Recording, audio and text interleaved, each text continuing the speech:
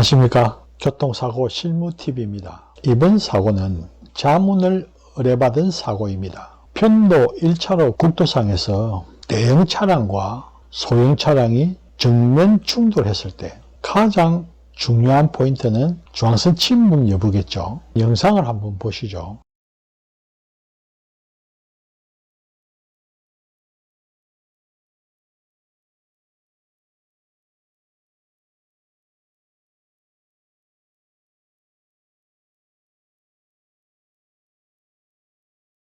당일은 눈이 내려 양지는 도로가 재기능을 하였지만 햇빛이 잘 들지 않는 구간에는 갓길이나 중앙선 부분에 눈이 얼어붙어 중앙선이 명확하게 구분하기가 어려운 상태에서 버스와 1톤 트럭이 교행하다가 이런 사고가 발생합니다.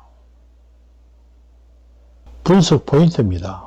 영상을 보실 때 전폭이 넓은 차량이 불리하다, 중앙선 넘을 가능성이 높다는 선입견은 사고를 정확하게 판단하는 데 걸림돌이 됩니다. 사고 조사자, 실무자는 사고를 분석하거나 자문을 받았을 때 자기 피보험자나 의뢰인의 이야기를 듣기 전에 먼저 사고를 객관적으로 보고 치우치지 않는 사고조사를 해야 됩니다. 분석 방법은 먼저 영상을 분석을 해야 되고 도로폭을 측정을 해서 특정을 하면 양 차량의 전폭을 영상 분석한 것과 도면 위에 올려놓고 분석을 하면 좀 더 객관적이고 명확한 중앙선 침범 여부가 확인될 수 있을 것 같습니다. 영상 분석은 영상의 기준점을 정하고 여러 번 보는 것을 추천합니다. 덤프트럭과 교행할 때 중앙선을 침범하지 않았기 때문에 빨간 선을 기준점으로 잡고 영상을 보시겠습니다.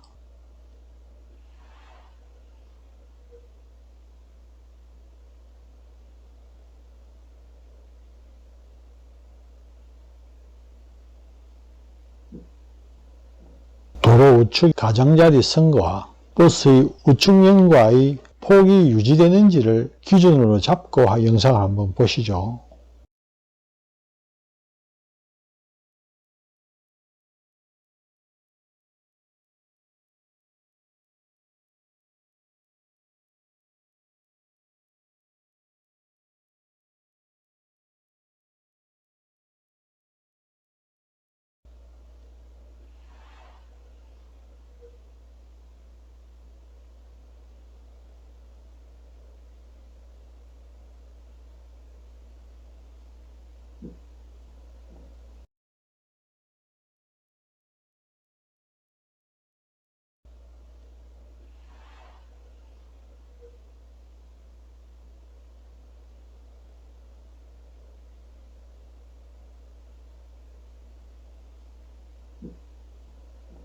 전면 영상과 우측면 영상의 기준점을 정해놓고 보시니까 어떻습니까?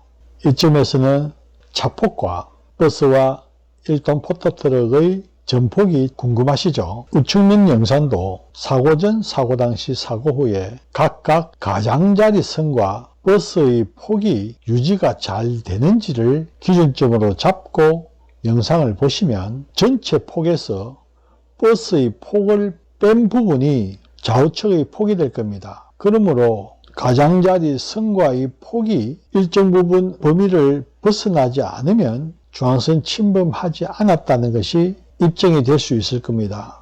영상 포인트를 가지고 실측해보면 가장 정확하겠죠.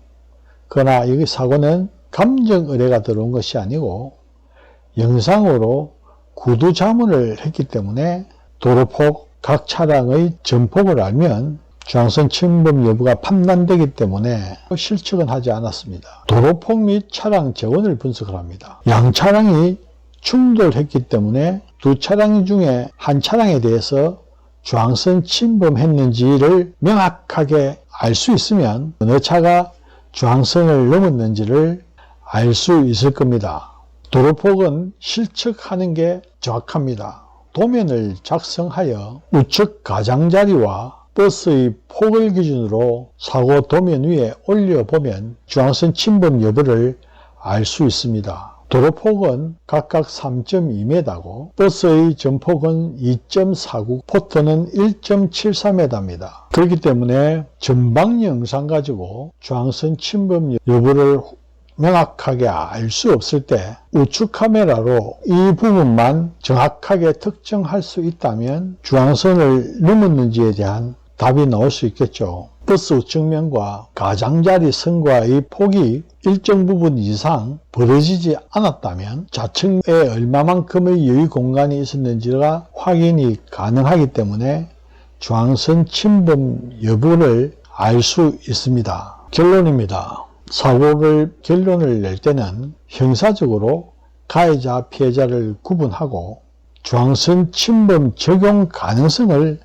판단을 하셔야 되고, 민사적으로는 몇 대 몇이죠. 영상은 보는 사람의 입장과 지식과 경험에 따라서 볼 수 있기 때문에 다양성과 선입견과 주관성이 합리적인 증거를 제시하지 않은 상태의 주장은 분쟁이 될 수밖에 없습니다. 먼저 형사적으로 중앙선 침범 적용 가능한지에 대해서 살펴보시겠습니다. 햇빛이 잘 드는 구간에는 중앙선이 뚜렷하게 보였지만 사고 구간은 눈이 쌓여 있어서 중앙선이 명확하게 구분이 되지 않았습니다. 그리고 눈이 쌓여 있는 폭이 실제 중앙선 폭보다 훨씬 넓었죠. 또 눈이 쌓여 있는 구간으로 운행하다가 미끄러져서 중앙선을 넘어설 가능성이 있기 때문에 중앙선 침범 적용은 어려울 수도 있을 것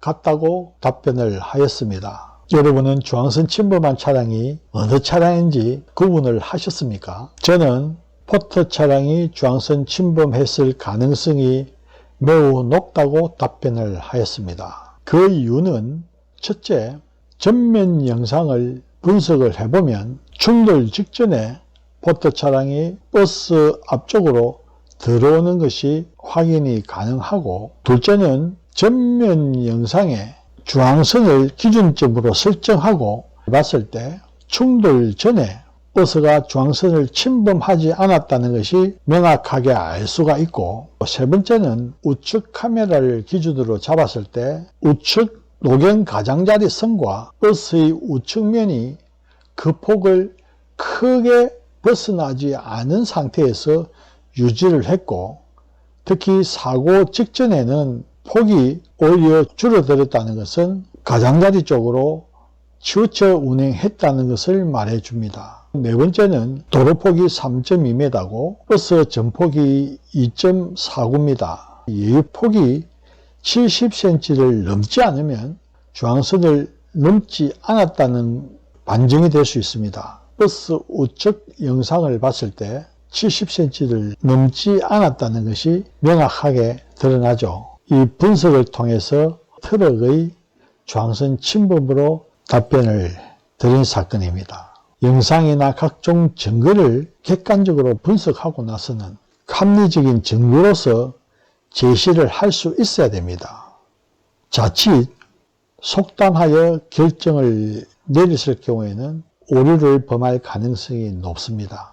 여러분도 합리적인 증거를 가지고 판단을 하시기를 추천드립니다. 시청해 주셔서 감사합니다.